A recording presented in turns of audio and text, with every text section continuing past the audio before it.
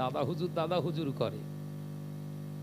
যে বলছে দাদা হুজুর করে, শুধু এই করেছে সেই করেছে, ওই গরুটাকে জিজ্ঞাসা কর, তুই যে এতক্ষণ ধরে ভাষণ দিলি, কোরআনের কথা বললি কি? এই হুজুর ওই করেছে, ওই হুজুর এই করেছে, ওই আলেম এই করেছে, এই আলেম এই করে, এটা কোরআনের কথা? এটাও তো তুই পরে সমালোচনা করলি, বিয়াদব। ওই জন্য বলে, যার যেটা কাজ থাকে সেই কাজে দিতে হয়। ও বোঝে আদলা আরশের কোন জায়গায় দিলে তবে দেয়াল ভালো চলে। এ কথাটা বুঝতে পারছেন না কেন? ও শরিয়াতের কথা যদি মানুষের কাছে, ওই মিস্ত্রি যদি এখন শরিয়াত বোঝাতে যায়, উদর পিন্ডি উদর গাড়ি চাপাবে না? চাপাবে না। কথা বুঝতে পারছেন না? মোবাইল মিস্ত্রিটা আয়াত পড়ছে সুবহানাল্লাহি ওয়া বিহামদিহি, সে আয়াত পড়ছে সুবহানাল্লাযী আসরা বিআবদিহি, আয়াত রয়েছে, ওই আয়াতটা পড়ছে সুবহানাল্লাহি ওয়া বিহামদিহি। ওরে মোবাইলে তার ঠিক কর, তুই তোর পড়তে হবে না। যে কোরআন এখনো ঠিকভাবে পড়তে পারে না, ও তাফসীর করে মানুষকে শোনাবে। আল্লাহু আকবার। কথা বুঝতে পারোনি? এই ছেলেরা বসবে না পথ ঘোরাবো? জওয়ান ছেলেদের বলছি, এসে বসবে। হ্যাঁ, ওই দেখো, দেখেছো, চলে যাচ্ছে। হ্যাঁ, যাও যাও, বাঁশবাগানের দিক যাবে। হ্যাঁ, আমারে চিনিস নি, আমি ধরলে কিন্তু একদম পুরো গোড়া শুদ্ধ তুলে দেবো। আমি খুব রাগী মানুষ। এসে বস শিগগিরি, দাঁড়িয়ে থাকিস নি বাপ। আর যদি না বসিস তাহলে জানবো সারাদিন আজকে মুতে পানি লিসনি। এবার ঠিক বলিস না ভুল বলিস? বলে ও বসতে যাচ্ছে না কেন? দুটো কারণে বসতে না। হয় কারুর কথা দিয়ে আছে, ও বেরোচ্ছে না বলে দাঁড়িয়ে রয়েছে, আর নতুবা দ্বিতীয় কারণ হচ্ছে ও সারাদিন আজকে পেচ্ছাপ ফিরে পানি নেই। ঠিক বলিস না ভুল বলিস? চলে বলে, তাহলে বসতে অসুবিধে কি আছে? ভাইরা, আমার নজনেরা, যুবকেরা, ছেলেরা, বাচ্চারা, পর্দানিশিনা মা ও বোনেরা, মুজাদ্দিদুজ জামান আমিরুশ শরিয়াত আলা হযরত দাদাজান হুজুর পীর কেবলা রাহমাতুল্লাহ আলাইহির কথা বর্ণনা করছিলাম। এ নজনেরা, মুজাদ্দিদুজ জামান একজন এমপি তৈরি করে যায়নি, একজন বিরাট বড় মন্ত্রী তৈরি করে যাননি। মুজাদ্দিদুজ জামানের ভক্ত মুরিদ খলিফাগণকে লক্ষ্য করলে দেখতে পাওয়া যায়, এক একটা এমন বড় বড় নেতা হয়েছিলেন, এক একটা এমন বড় বড় নেতা হয়েছিলেন, যে নেতার কবরগুলো জিয়ারত করার জন্য মানুষগুলো পাগলের মতো ছুটে ছুটে যায়। নেতা করেছিলেন বশির আল্লাহ বাইগির আল্লামা রুহুল আমিন শাহ রাহমাতুল্লাহিকে বলেছিলেন, বাবা রুহুল আমিন, আমি মুজাদ্দিদুজ জামান তোমাকে নেতা বানালাম। কোন নেতা? যখন কোনো মাসলা মাসাইলের কোন রকম সমস্যা দেখা দেবে, আমার ভক্ত মুরিদারা যখন ফিতনা ফাসাদে পড়ে যাবে, কোন আকাবি, কোন অন্য মত আদর্শের গায়ের মোকাল্লেদ সমস্ত আলেমদের তারা সম্মুখীন হতে পারবে না। ও আমার রুহুল আমিন, বড় মাওলানা বাবা, আমি মুজাদ্দিদুজ জামান আমার তরফ থেকে তাদের মোকাবেলা করার নেতা করে পাঠিয়ে দিলাম। জোরে হবে। মুজাদ্দিদুজ জামান নেতা তৈরি করছে। মুসলমান যখন কোনো মাসলা মাসাইলের সম্মুখীন হবে, আমার নেতা রুহুল আমিনের কাছে চলে যাও, সহজ হয়ে যাবে। জোরে বলেন। আরো কত নেতা নেবেন? যে আব্দুল মাহবুদ রাহমাতুল্লাহ আলাইহি হুজুর কেবলার কাছে, মেদিনীপুরে হুজুর কেবলার কাছে যাও। মুজাদ্দিদ বলতেন, উনি হলেন আমার আর একটা নেতা, আমার একটা লিডার, উনি হলেন আমার তৈরি করা আর একটা লিডার। কি? এলমে মারেফাতের তত্ত্বগুলো যদি সঠিকভাবে মূল্যায়ন করতে চাও তো মাহবুদ সাহেবের কাছে চলে যাও। একবার জোরে বলো। মুজাদ্দিদ আমার নেতা বানায়নি মানে? আমরা নেতা বানাচ্ছি দাঁড়িয়ে দাঁড়িয়ে মতো, পরের টাকা ঝাড়ু। যে দাদা হুজুর পীর কেবলাকে মূল্যায়ন করতে গেলে আগে নিজে ভালো করে পড়াশুনো করতে হবে। দাদা হুজুর পীর কেবলা সম্পর্কে আগে ওয়াকিবহাল হন। দাদা হুজুর পীর কেবলাকে নিয়ে খেলা করতে যেওনি। নজনেরা, যুবকেরা, ছেলেরা, বাচ্চারা, পর্দা নিশিনা মা বোনেরা, আল্লাহর নবী দোজানের বাদশাহ হাবিবুল্লাহকে নবী জনাবে মুহাম্মদুর রাসূলুল্লাহকে সাল্লাল্লাহু আলাইহি ওয়াসাল্লাম পাক জবানে জানিয়েছিলেন, বাবা সাহাবীরা আমি রাসূলুল্লাহ জানিয়ে দিয়ে গেলাম এমন একটা দিন আসবে, ও বাবা সাহাবীরা এমন একটা সময় আসবে যেদিন দেখতে পাওয়া যাবে আমার উম্মতের ধন সম্পদের অভাব হবে না, আমার উম্মতের ধন সম্পত্তির অভাব হবে না। আমি রাসূলুল্লাহ জানিয়ে দিলাম আমার উম্মত বড় লোক হয়ে যাবে, ধন সম্পদওয়ালা হয়ে যাবে, ধনাঢ্য ব্যক্তি হয়ে যাবে, কিন্তু আমি নবী জানিয়ে দিলাম উম্মতের কাছে আমার ইসলামটা গরীব হয়ে যাবে। ও আমার সাহাবীরা শুনে রেখে দাও, জেনে রেখে দাও, ওই সময় মসজিদ তৈরি করার কম্পিটিশন হবে, মসজিদ তৈরি করার প্রতিদ্বন্দ্বিতা চলবে, মসজিদ ভর্তি মুসল্লি হবে, কিন্তু আমি রাসূলুল্লাহ জানিয়ে দিলাম মুসল্লিদের ইবাদতগুলো আল্লাহর দরবারে আর কবুল হতে চাইবে না। নবী সাহাবায়ে কেরামেরা বললেন, হুজুর কারণটা কি একটু আমাদেরকে বুঝিয়ে বলুন। আল্লাহ নবী জানিয়েছিলেন, বাবা সাহাবীরা তিনটি কারণ। নাম্বার 1 হলো মসজিদগুলো তারা তৈরি করবে আল্লাহর সন্তুষ্ট হাসিলের জন্য নয়, আল্লাহর সন্তুষ্ট হাসিলের জন্য মসজিদ তারা বানাবে না, মসজিদ তারা তৈরি করবে এই কারণে সমাজে যাতে বাহা বাহা পাওয়া যায়, সমাজে বাহা বাহা পাওয়ার কারণে, এই সমাদৃত হওয়ার কারণে মসজিদ তারা বানাবে। আর এই মসজিদ বানাতে যে অর্থগুলো তারা খরচ করবে তার ভিতরে হালাল হারাম মিক্সচার করে মারবে। বোঝা যায় না? বোঝা যাচ্ছে না। এতক্ষণ দাদা হুজুর সম্পর্কে একটু আলোচনা করলাম, একটু রাসূলুল্লাহর কিছু কথা বলি। নবী বললেন মসজিদ হবে খুব সুন্দর, কিন্তু আল্লাহ সন্তুষ্ট রেজামন্দির জন্য আর হবে না। এলাকার টপ র্যাঙ্কের সুদখোর বলছে যা প্লেট লাগবে সব আমি দেবো। ভুল বলতিস বোধহয়। এলাকার টপ র্যাঙ্কের সুদখোর বলছে মার্বেল যা লাগবে সব আমি দিয়ে দিচ্ছি। হ্যাঁ গো, সুদখোরটা যদি মসজিদের মার্বেল দান করে আর ওই মার্বেলে যদি আমরা যে ঠোকাঠুকি করি কবরেও ঢুকবে না? ঢুকবে না? কথা বলছেন না কেন? মসজিদ তৈরি হবে হালাল টাকায়, কারণ মসজিদ হলো আল্লাহর ঘর।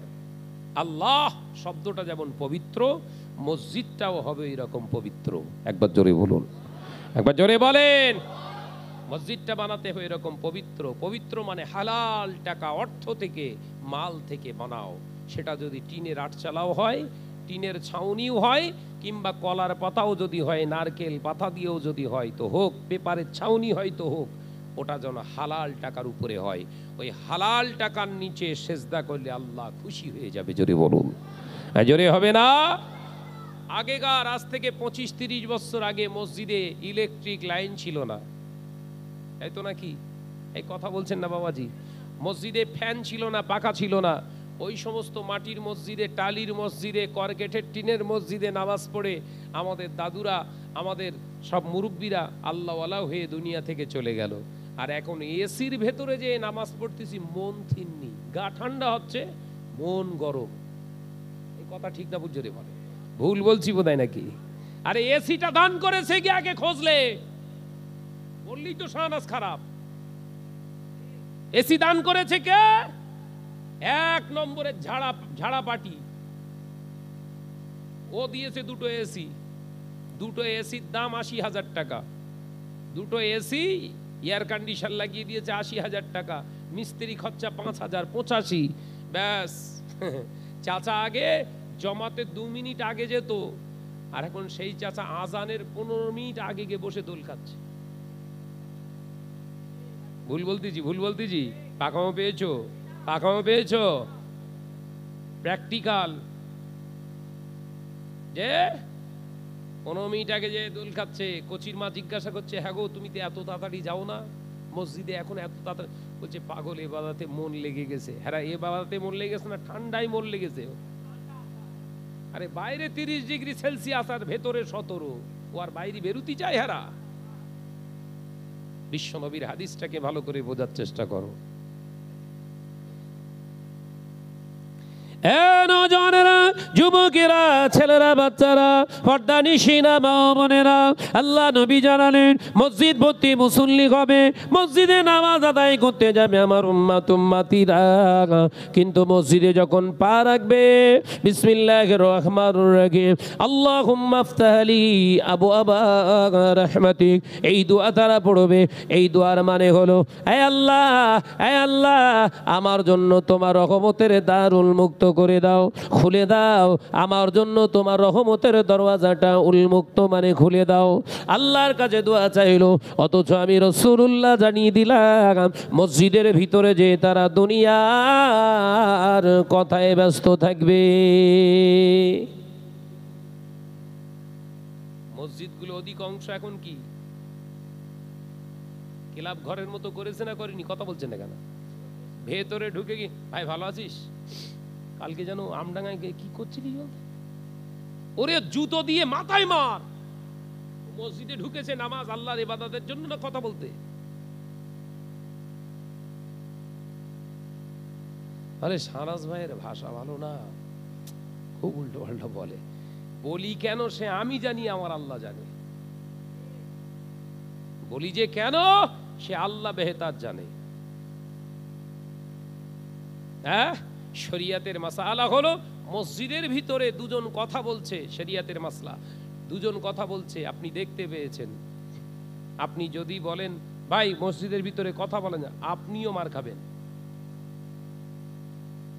শরিয়াতের বিধান হলো মসজিদ থেকে আপনি বেরিয়ে আসুন, বেরিয়ে এসে জানালা দিয়ে ইশারায় ডাকুন, আপনারা শোনেন দুজন।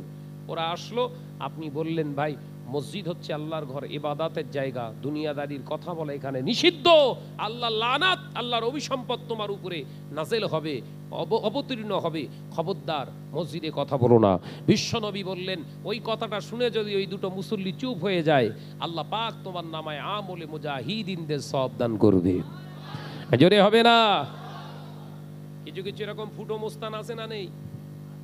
দুজন কথা বলতেছে পাখামো মারার জন্য, একটু নেতার সামনে, এই মসজিদের ভিতরে কথা, চুকা চুকা চুকা, এরে ধরে আগে পেটা।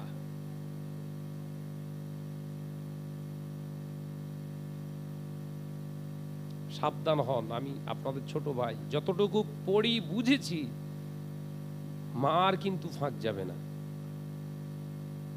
মসজিদের ভিতরে যাচ্ছে, 5 ওয়াক্ত নামাজ পড়ছে, চাচা কপাল কালো করে ফেলেছে, সালাম ফিরি 5 জনকে জিজ্ঞাসা হচ্ছে আজকে কিরাতটা খুব ভালো লেগেছে, কিরাম শুনলি ইমাম সাহেবের কিরাতটা খুব ভালো হয়েছে আজকে? হ্যাঁ ভালোই লেগেছে। এতক্ষণ ধরে যান ঠোকাঠুকি করেছে, ওই দুটো কথাই সব হাওয়া হয়ে গেছে, ও জানে না। বলো নওজওয়ানেরা, যুবকেরা, ছেলেরা, বাচ্চারা, পর্দানিশিনা মা ও বোনেরা, রাগ করেন না, ভালো করে বোঝার চেষ্টা করেন। সোনা মানিক মুরব্বিয়ার গণেরা, আল্লাহ নবী বললেন মসজিদে যাবে, মুসল্লিরা মসজিদে যাবে, তাদের অন্তরটা থাকবে বাইরে, মসজিদের বাইরে, দেহটা থাকবে ভিতরে, অন্তরটা থাকবে বাইরে। অর্থাৎ তাদের চিন্তা হবে মসজিদ থেকে কখন বেরো হব, মসজিদ থেকে কখন বেরো হব, এগুলো আলোকপাত করা যায়, লক্ষ্য করা যায়, দেখতে পাওয়া যায়। এলাকায় জুম্মা মসজিদে জুম্মার নামাজের সময় দেখতে পাওয়া যায় ওপর তালা, নিচের তালা, 3 তালা পর্যন্ত ব্লক হয়ে গিয়েছে, মুসল্লি ভর্তি। আর সালাম ফিরিয়েছে, সালাম ফেরানোর সাথে সাথে দেখলেন এলাকা গড়ের মাঠ হয়ে গেছে। ছিল 12 কাতার লোক, এখনো হয়ে গেছে 3 কাতার, 9 কাতার হাওয়া। কথা বলছেন না কেন? জুম্মার নামাজ করাকাত, আরে এতেও আমাদের দোষ আছে। আমরা ওয়াজ নসিহত করছি, হাওয়ায় গা দুলিয়ে ওয়াজ করছি। বাবা জুম্মা, ঈদ, ঈদের নামাজ, 2 ঈদ মুসলমানদের কাছে আনন্দের খুশির দিন। বিবাহ একটা আনন্দের দিন, খুশির দিন। আর প্রত্যেক সপ্তাহে হলো মুসলমানদের একটা করে জুম্মা হচ্ছে ঈদ। শেষ। ঘরের ছেলেরা টেকনোলজি, মোবাইল ইউজ করা মানুষ, ওদের ব্রেন কমজোরি, হেরা মোবাইল ইউজ করছে, কোথায় কি আছে সব টেনে বের করছে। ও চিন্তা করলো তাই এখান থেকেও টেনে বার করি। ঈদের নামাজ তো 2 রাকাতই হওয়ার দরকার। কথা বুঝাচ্ছে না? ঈদের নামাজ তো 2 রাকাতই পড়ি, এটা ঈদগাহ তো 2 রাকাতই পড়ি, তা জুম্মার নামাজ আবার 22 রাকাত হলো কোত্থেকে? এই তো হুজুর ওয়াজ করলো ঈদ, জুম্মা মানেই তো ঈদ, আরে 2 রাকাত। তারা বুঝে না, ওয়াজ বুঝতে পারেন না। ঘরের ছেলেরা সালাম ফিরিয়ে দিল, ইমাম সাহেব সালাম ফিরিয়ে, কিছু ছেলে ইন্টারনেট হুজুর ধরে নিয়েছে, আল্লাহু আকবার, নামাজ শুরু, আসসালামু আলাইকুম ওয়া রাহমাতুল্লাহ, নামাজ শেষ, চল যাও। ও মোবাইল হুজুরের মুরিদান, নামাজের পরে আর দুয়ার প্রয়োজন নেই, সালাম ফিরিয়েছে। দুটো হুজুরির ওয়াজ ওর মাথার ভিতর ঢুকিয়েছে। একটা হুজুর ওয়াজ করেছে ঈদ মানে 2 রাকাত, আর একটা হুজুর ওয়াজ করেছে ঈদ আপনার ওই নামাজের পরে আর দুয়ার প্রয়োজন নেই, সালাম ফিরুন মানে নামাজ শেষ, চগত চ। প্রথম চটকায় 2 কাতার হাওয়া। কথাটা ভুল বলছি বোধহয়? প্রথম চটকায় 2 কাতার হাওয়া, দ্বিতীয় চটকায় ওরা চিন্তা করছে আজকে এত দেরি হচ্ছে কেন মোনাজাতে, ইমাম সাহেব তো এত লম্বা মোনাজাত করে না, যে ব্যাস মোনাজাত শেষ হতে না হতে হুড়ুড় করে বেরিয়ে যাচ্ছে। হ্যাঁ, কি ব্যাপার? ঈদ তো করাকাত, আর জুম্মা করাকাত 22 রাকাত, ও তো ঈদ পড়তে এসছে।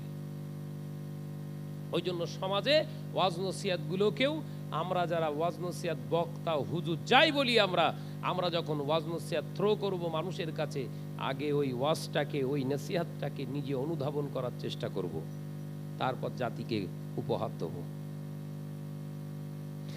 এ নওজওয়ানেরা, যুবকেরা, ছেলেরা, বাচ্চারা, পর্দা নিশিনা মা বোনেরা, কান খুলে শুনে কি দি, আল্লাহ নবী দিন ও দুনিয়ার বাদশা হাবিবুল্লাহ হে নবী জনাবে মুহাম্মদ রাসূলুল্লাহ হে সাল্লাল্লাহু আলাইহি ওয়াসাল্লাম নবী আমার পাক জবানে জানিয়ে দিয়ে গেলেন, 1 নম্বর কারণ হলো মসজিদের ইবাদত কবুল না হওয়ার কারণ 1 নম্বর হলো মসজিদগুলো তৈরি হবে হালাল হারাম বেছে নয়, অর্থাৎ হালাল টাকাও থাকবে, হারাম টাকাও থাকবে, হালাল মাল থাকবে, আবার হারাম মাল থাকবে। দ্বিতীয় নম্বর কারণ হবে, ও বাবা সাহাবীরা, মসজিদে মুসল্লিরা নামাজ আদায় করতে যাবে সবের আশায়, কিন্তু না, সব হওয়া তো দূরের কথা, তাদের গুনাহ হয়ে যাবে। মসজিদের ভিতরে তারা দুনিয়ার কথায় ব্যস্ত থাকবে, দুনিয়ার চিন্তায় ব্যস্ত থাকবে। তৃতীয় নম্বর কারণ হলো মসজিদের ভিতরে তারা অবশ্যই যাবে বটে, তাদের অন্তরটা এরকম চিন্তা থাকবে কখন বেরিয়ে যাব।